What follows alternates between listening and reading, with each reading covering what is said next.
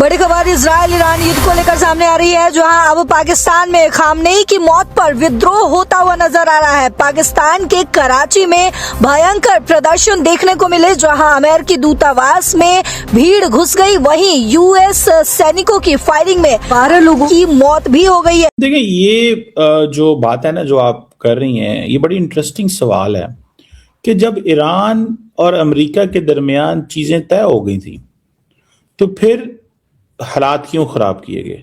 तो कल साहब, मुझे आपसे ये पूछना है मुख्तसर अल्फाज में कि इस वक्त ये जो दुनिया में एक नया एक हंगामा खड़ा हो गया है और खामनेई के को जो एलिमिनेट किया गया और उसके बाद अभी तक जो एक सिलसिला जहां तक पहुंचा है, उसमें क्या इंडिया का क्या पर्सपेक्टिव है? आप क्या सोच रहे हैं, क्या समझ रहे हैं? क्योंकि देखें, हम ये जानते हैं कि इजराइल के साथ आपके बड़े ही एक डेकेड्स पुराने रिलेशंस हैं, जिस तरह रशिया के साथ है, अमेरिका के साथ आप लोगों की बहुत बड़े बड़े एग्रीमेंट्स हैं।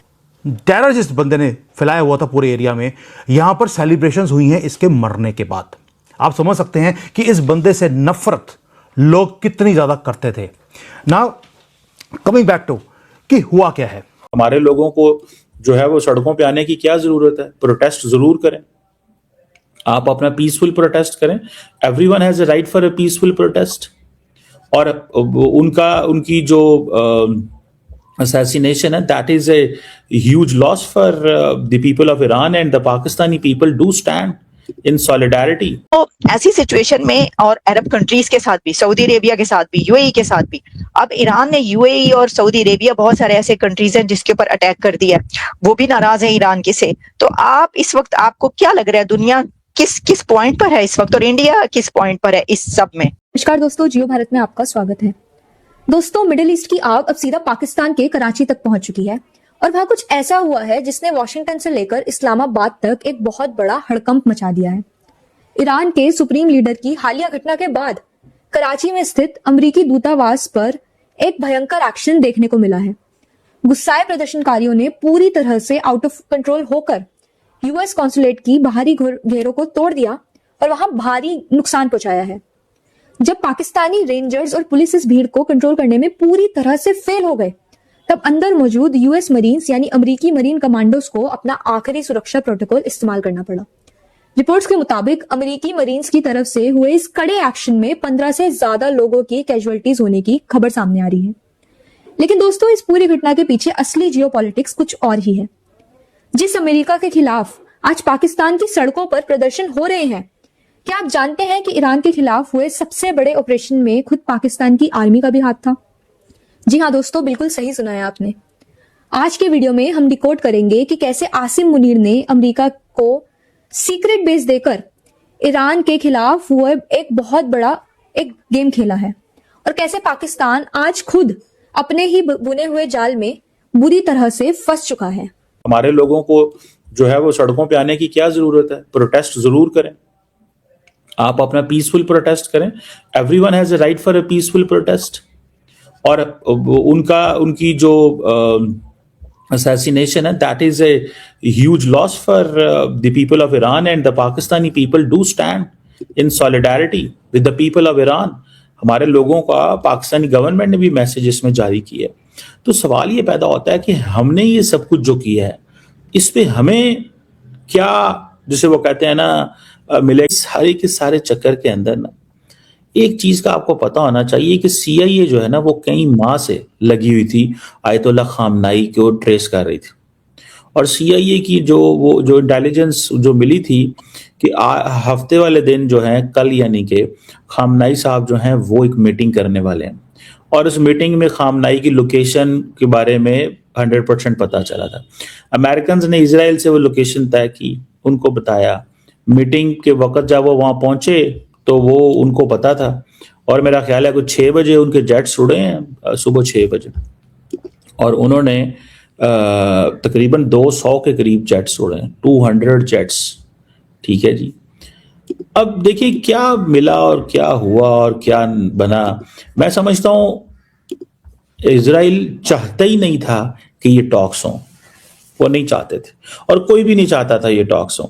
अमेरिकन प्रेसिडेंट को शायद ये है कि जिस तरह मैंने कराकरस के अंदर वेनेजुएलन प्रेसिडेंट को उठाया, मेरा कोई कुछ नहीं कर सका।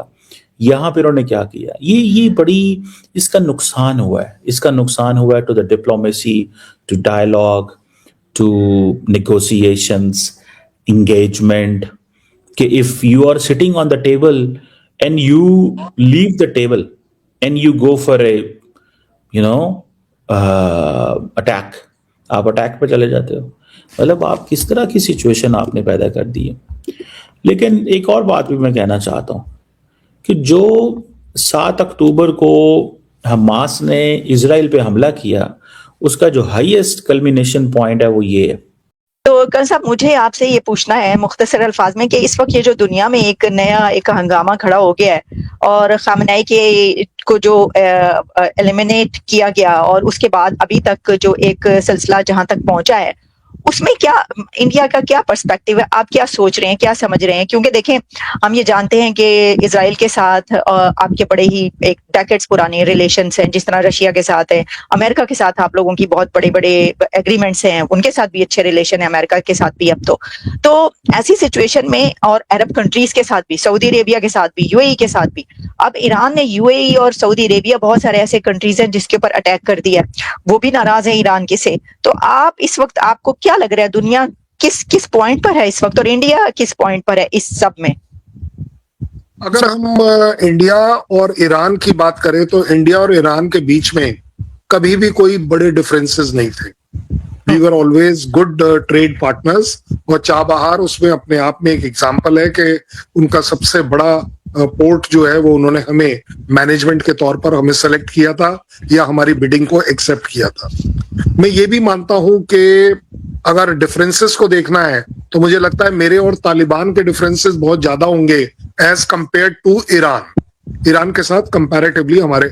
और बाय द वे, जब बात आती है कि वर्सेस इजराइल और यूएस, तो let me tell you very responsibly that जहां इजराइल के साथ हमारे रिलेशन अच्छे हैं तो पैलेस्टीनियन को सबसे पहले हमने रिकॉग्नाइज किया था। तो वहां अगर रिलेशन, मुझे लगता है इंडिया के पास एक जो यूनिकनेस है वो सिर्फ इस बात की है कि हमारे किसी के साथ भी रिलेशंस थर्ड पार्टी डिसीजन पर नहीं है। अगर मेरे और रशिया के रिलेशंस अच्छे हैं तो मेरे और यूएस के रिलेशन अच्छे हैं, क्योंकि हम इसको आपस में कनेक्ट नहीं करते हैं, हम अपने रिलेशंस को बायलैटरल लेकर रखते हैं। अगर मेरी स्ट्रैटेजिक ट्रीटी यूएस के साथ है तो मेरी डिफेंस ट्रीटी रशिया के साथ भी है। इजराइल का केस जब आप कहते हैं तो भी सेम टू सेम है।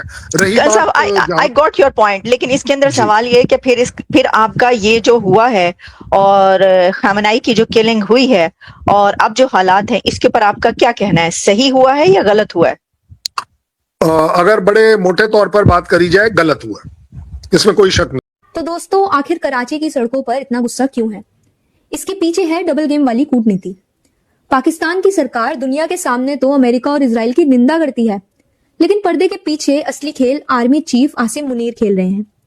रिपोर्ट्स और डिफेंस एक्सपर्ट्स का मानना है कि अमेरिका के जो एडवांस ड्रोन्स हैं, जैसे कि MQ-9, और जो वो ईरान पर नजर रखने के लिए भी उड़ान भर रहे थे, उन्हें पाकिस्तान के गवादर और जिवानी एयरबेस से लॉजिस्टिक और इंटेलिजेंस सपोर्ट मिल रहा था। यानी ईरान में जो भी बड़ा एक्शन हुआ है उसमें कहीं ना कहीं पाकिस्तानी एयर स्पेस का इस्तेमाल हुआ है। यही वजह है कि एक्सपर्ट्स ये भी कह रहे हैं कि पाकिस्तान की जनता को अपना गुस्सा अमेरिकी एम्बेसी पर नहीं, बल्कि अपनी खुद की लीडरशिप पर निकालना चाहिए। जब कोई भीड़ विदेशी कॉन्सुलेट के इनर सिक्योरिटी जोन को तोड़ती है तो यूएस मरीन के पास अपने स्टैंडर्ड प्रोटोकॉल के तहत एक्शन लेने का भी पूरा अधिकार होता है। ये पूरी घटना पाकिस्तान की सुरक्षा व्यवस्था की एक बहुत बड़ी नाकामी को दर्शाता है। जो देश किसी एक विदेशी दूतावास को सुरक्षा नहीं दे सकता, सिक्योरिटी प्रोवाइड नहीं कर सकता, उस पर इंटरनेशनल कम्युनिटी आखिर अपना भरोसा कैसे दिखा सकती है? दोस्तों, आज पाकिस्तान एक ऐसे दोराहे पर आ खड़ा है जहां एक तरफ उसका आयरन ब्रदर चीन है, तो वहीं दूसरी तरफ फंड्स देने वाला अमेरिका, और पड़ोस में ही भड़का हुआ है ईरान। आसिम मुनीर की इस सीक्रेट डील ने पूरे क्षेत्र में एक बहुत बड़ा जियोपॉलिटिकल भूचाल लाकर खड़ा कर दिया है।